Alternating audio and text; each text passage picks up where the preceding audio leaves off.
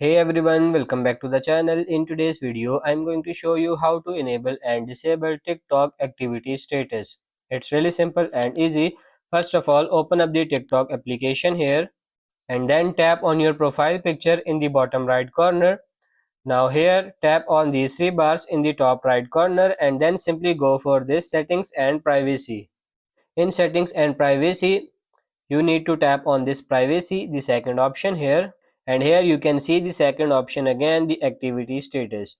When this is turned on, you and your friends followers you follow back, you will see each other's activity status. You will see each other's activity status only when both of you turn this on.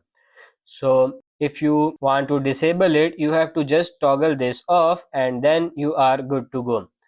So that's pretty much it for this video. That's how to enable and disable TikTok activity status. I hope this video was helpful. If it is, like it and subscribe to the channel. Thank you.